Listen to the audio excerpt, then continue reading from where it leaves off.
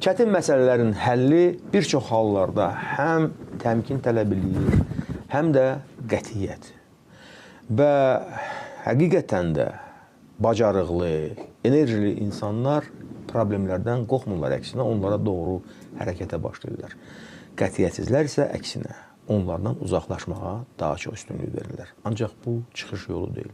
Çünki əvvəl-axır o problemlərin həlli tapılmalıdır, təmin edilməlidir. Salam, hörmətli tamaşaçılar. Biz sizi xoş görmüşük. Rubrikamızın adı Qayıdış haqqımızdır və biz bu bizim üçün çox vacib olan məsələ haqqında Milli Məclisin deputatı Jalə xanım Əliyeva ilə bu günləri söhbətləşəcəyik. Jalə xanım, mən sizi salamlayıram bir daha. Xoş görmüşük sizi. Xoş gördük. Və bilirəm ki, siz bir neçə istiqamətlərdə çox məhsuldar fəaliyyətinizi davam etdirirsiniz. İlk növbədə həm Milli Məclisin üzvü kimi, xalq seçicisi kimi, digər tərəfdən ictimai siyasi xadim kimi və bu məsələ ola bilməz ki, sizin diqqətinizdə olmasın. Çünki biz soydaşlarımızın Qərbi Azərbaycana, Qərbi Zəngəzura qayıdışını həm gözləyirik, həm də bu istiqamətdə fəaliyyətimizi gündən-günə intensivləşdiririk. Necə bilirsiniz, bax, hansı həddə qədər bizim qonşularımız bu məsələnin həllini həm kölgəyə salacaqlar, digər tərəfdən də çalışacaqlar ki, ondan qaçsınlar, gizlənsinlər. Axı bu çıxış yolu deyil. Təşəkkür edirəm əvvəla dəvətə görə. Və bugün Qərbi Azərbaycan televiziyasından dünyaya xitab etmək, dünya Azərbaycanlılarına xitab etmək əlbəttə ki, çox qürur vericidir. Və bu qüruru, bu sevinci, bu xoşbəxtliyi bizə yaşadan ölkə prezidenti cənab İlham Əliyevə minnətdarlığımız əlbəttə ki, sonsuzdur. Biraz uzaqlardan başlayacağım. Əlbəttə ki, belə deyim ki, mümkün olmayanı mümkün etmək, bəlkə də artıq ümidlərin itdiyi bir vaxtda son sözünü deyə bilmək və qərarını verə bilmək, öz iradəsini, öz dəmir iradəsini nümayiş etdirə bilmək hər rəhbərə, hər ordu rəhbərinə, hər ölkə rəhbərinə xas olan bir cəhət deyil əlbəttə ki. Və bunu İlham Əliyev etdi. Çünki xalqı qarşısında böyük bir vədi var idi. Çünki xalqı qarşısında, ölkəsi qarşısında, dövləti qarşısında verdiyi vədə əməl etməyi özünün ən ümdə vəzifəsi kimi qarşısına məqsəd qoymuşdu.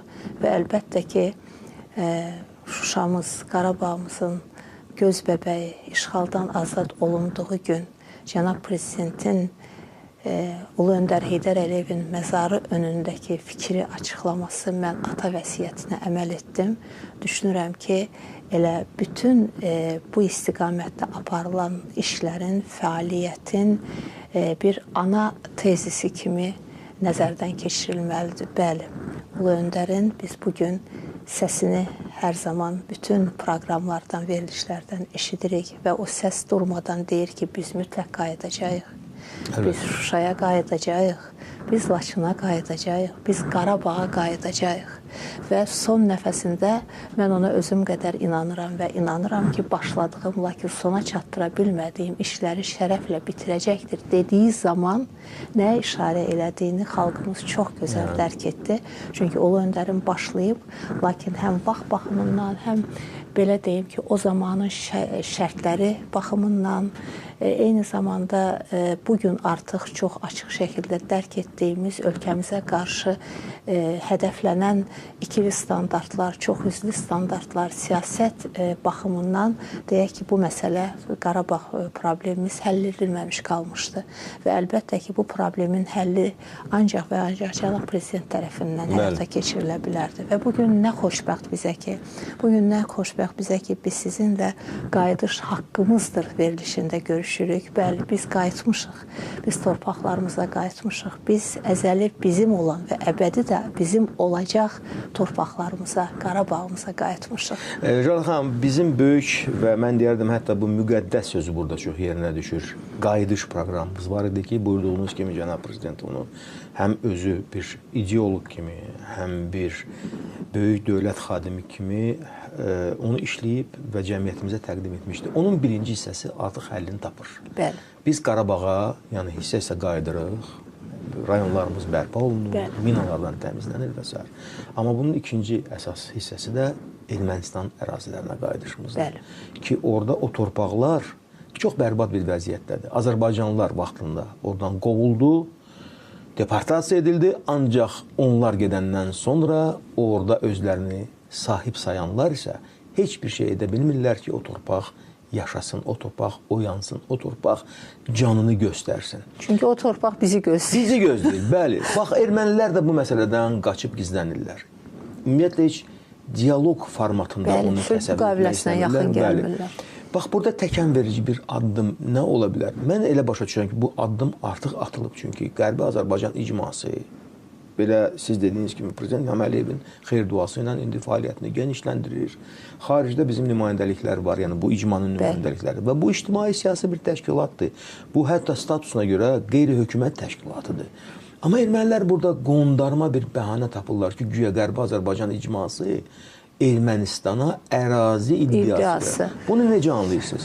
Bilirsinizmi, biz tarix boyu bunlarla bu adını çəkdiyiniz Ermənistan və ermənilərlə təəssüflər olsun ki, qonşu olmaq məcburiyyətində qalmışıq və özümüz öz torpaqlarımıza böyük imperiyanın o zamanki dırnaqarası siyasəti nəticəsində yerləşdirdiyimiz bu insanlarla ondan sonra bir əsrdən çoxdur ki, üz-üzə qalmışıq. Onların bədnam, belə deyim, siyasəti ilə, onların pərdə arxası, məkirli niyyətləri ilə bir əsrdə bir neçə dəfə qarşılaşdıq.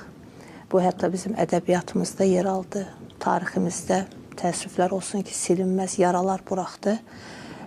Lakin görünən odur ki, heç bir şərait, heç bir şərt Ermənistanı öz niyyətlərindən, öz məkirli niyyətlərindən heç bir şəkildə vaz keçirmir. Və Ermənistan əlbəttə ki, məğlubiyyətini kapitulyasiya deməli müqaviləsinə imza atarkən bir mənalı olaraq qəbul etdi. Yəni, de jure bu məsələ öz həllini tapdı. Sadəcə olaraq, belə deyim ki, ümid sonda ölür deyən bir fikir var və bugün də illərdən bəri, hətta deyərdik əsrlərdən bəri onları dəstəkləyən, əslində, mən belə demək istəyərdim, əslində öz niyyətlərini bölgədə, Azərbaycanda həyata keçirməyə çalışan ölkələrin əlində alət olan Ermənistan, yəni heç kim burada belə loru dildə desək Ermənistanın dərdindən ölmür. Burada sadəcə faktorlar var, burada sadəcə belə deyək ki, xalqları, millətləri bir-birinə qarşı toqquşdurmaq siyasəti var. Bölgədəki rahatlığı, sabitliyi pozmaq və beləcə bu bölgə vasitəsilə deyək ki, digər məqsədlər, iqtisadi məqsədlərin həyata keçirilməsi və daha geniş planlar var. Təbii ki, belə gördük biz, yəni bu 30 ilin ərzində biz dünyaya demokratiya dərsi verməyə çalışan ölkələrin, dövlətlərin, Avropanın bu siyasəti ilə qarşılaşdıq biz və hətta cənab prezident də çox gözəl bir söz söylədi. Artıq yəni ATƏT-in Minsk qrupuna heç bir ehtiyac yoxdur. Yəni bu münaqişə artıq həllini tapıb və zaten belə deyək, zaten zamanında münaqişənin həlli üçün yaradılmış olan bu qrup çox təəssüflər olsun ki, bölgəyə turist səfərlərindən başqa heç bir şey etmədi. Bir tərəfli mövqe tutdu. Üzdə güya münaqişənin həlli üçün çarələr dırnaqarası axtardı, amma pərdə arxasında təbii ki, Ermənistanı dəstəklədi və onun əməllərini, deyək ki, işğalçılıq siyasətini körüklədi atdığı addımlarla. Və belə olan halda əlbəttə ki, bugün biz ölkə olaraq gələcəyə doğru baxanda əlbəttə ki, böyük hədəflərimiz var və bu hədəfləri həyata keçirtmək üçün əlbəttə ki, əzmimiz də var, iradəmiz də var. Və Ermənistan bunu çox gözəl anlayır, çox gözəl dərk edir. Məğlubiyyətini qəbul etdi. Lakin bu məğlubiyyəti qəbul etdikdən sonra yenə də ortaya atılan müəyyən, belə deyim ki, siyasi versiyalarla bir daha qeyd etmək istəyirəm. Həm bölgədə, həm də dünyada yeni bir çaxlaşma ocağı, yeni bir diqqət mərkəzi yaratmaq üçün Ermənistanın vasitəsilə müəyyən ölkələr yenidən deyək ki, körükləməyə çalışırlar bölgəni və hadisələri. Və bugün əslində Ermənistanın sülh müqaviləsini imzalamaq üçün masa arxasında oturmaq istəməməsi eynən 30 il ərzində münaqişənin sülh deməli şərtləri altında bitməsi üçün masa arxasında oturmaması kimi bir məsələdir əslində. Amma sonu nə ilə bitdi? Sonu məğlubiyyəti ilə bitdi. Yəni bu qaçılmazdır. Sülh müqaviləsinin bağlanması qaçılmazdır, cənab prezidentin də söylediyi kimi. Və bugün onların hər birini narahat edən Azərbaycanın çox müqəddəs, gözəl söylədiniz bir hədəfi var, bir məqsədi var. Yəni başlanan işi biz sona çatdıracağıq. Mütləq. Biz Qərbi Azərbaycana qayıdacağıq, biz Zəngəzura qayıdacağıq, biz torpaqlarımıza qayıdacağıq. O koridor açılacaq. Necə varsa, ya açılacaq, ya açılacaq. Yəni, bunun sloqanı bu. Üçüncü var yox. Bu, başqa bir variantı yoxdur. Yəni, ya açılacaq, ya açılmayacaq söhbəti yoxdur. Ya açılacaq, Zəngəzur. Bir daha açılacaq. Bir daha açılacaq. Çünki buna bizim iradəmiz də var, əzmimiz də var, gücümüz də var, imkanlarımız da var. Buna dövlətimizin böyük bir iradəsi var. Və haqqımız da var. Haqqımız var, xalqımızın arzusu var, istəyi var. Lakin söylədiyiniz kimi bu qayıdışı çox fərqli şəkildə qələmə verməyə çalışaraq, yenə də özlərinə tərəfdaş yığmağa çalışırlar dünyada. Üzr istəyirəm, amma özlərini həm də çaşdırırlar. Həm çaşdırırlar, həm də özlərini, belə deyim ki, yanlış bir mövqedə dünya ictimaiyyətinə tanıdırlar. Əlbəttə, birinci növbədə özlərini, öz xalqını, öz insanlarını çaşdırırlar. Və bir şey də unutmamalıdırlar ki, Ermənistan deyilən deməli ərazi sadəcə Ermənistan rəhbərliyindən ibarət deyil, həm də erməni xalqı var orada. Orada deyək ki, bu müharibədə oğullarını itirən analar var. Bəli. Hansılar ki, yəni bir başqasının torpaqlarında, yəni əzəli kiminsə torpağı olan, tarixən Azərbaycanı olan torpaqlar uğrunda ədalətsiz müharibəyə sürüklənən ailələrin evladları və onların anaları var. Onların deyək ki, belə deyim ki, dövlətə qarşı, ölkəsinə qarşı iddiaları var əlbəttə. Və belə olan halda yenidən onlar hansısa bir iddia ilə Azərbaycanın deyək ki, addımlarının qarşısını ala bilərlərmi? Ermənistan dövləti, Ermənistan rəhbərliyi. Yəni buna dəstək olacaqmı? Xalqının dəstəyi olacaqmı? Bax, bu böyük bir sual işarəsidir. İctimai dəstək olacaqmı? Yenə də deyirəm, məkirli niyyətlərini həyata keçirmək istəyən dövlətlərin, başda Fransa olmaqla, müəyyən, deyək ki, dəstəkləri ola bilər bu məsələdə.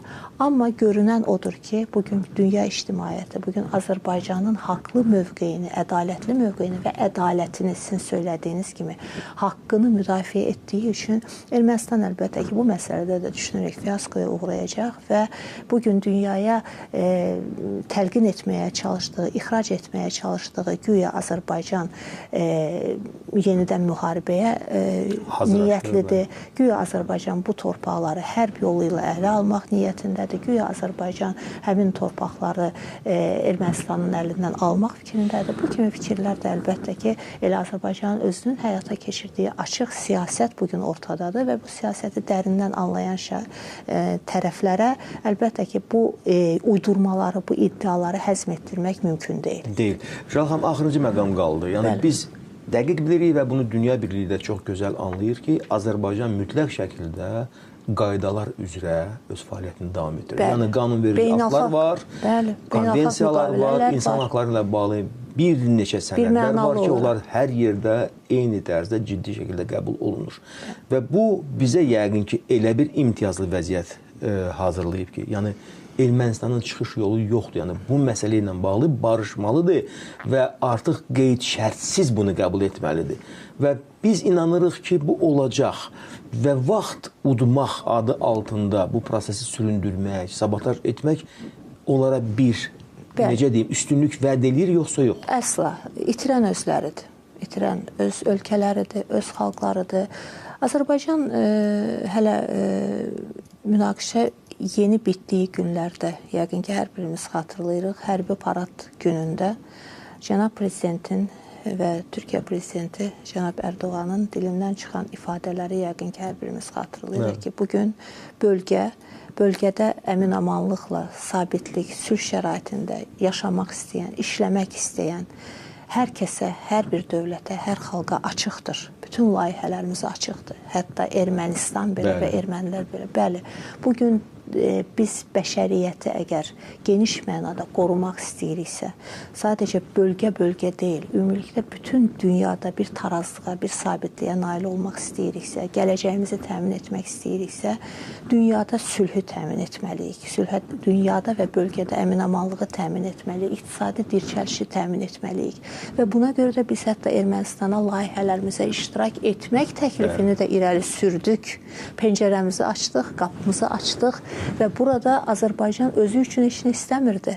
Azərbaycanla Ermənistan iqtisadi vəziyyətini ən azından müqayisə etsək, biz çox yaxşı görərik ki, bizim onlara ehtiyacımız yoxdur. Onların bu layihədə, bu beynəlxalq layihələrdə bilirik ki, illər bu müharibə ərzində əlbəttə ki, Azərbaycanın həyata keçirdiyi çox böyük iqtisadi layihələrin hər birindən kənarda qalmışdılar, embargo tətbiq edilmişdi. Lakin yenidən biz onları dəvət etdik bu layihələrdə iştirak etməyə. Bundan da boyun qaçırdılar. Yəni, belə çıxır ki, bu ölkə hətta öz xalqını belə düşünmür, öz insanlarını, öz torpaqlarını belə düşünmür və bugün də Azərbaycanın təklif etdiyi bu şərtlərdən boyun qaçırmaqla və hər vəcdə məsələni uzatmaqla yenə də özünü iqtisadi burulğana sürükləyir, özünü siyasi burulğana sürükləyir və əlbəttə anlamalıdırlar ki, gec-tez, ər-gec bu məsələ öz əlini tapacaq. Çünki söylədiyiniz kimi Azərbaycan, belə deyim ki, bu addımları atarkən birinci növbədə beynəlxalq prinsiplərə, beynəlxalq ədalətə, beynəlxalq hüquqa əsaslanır.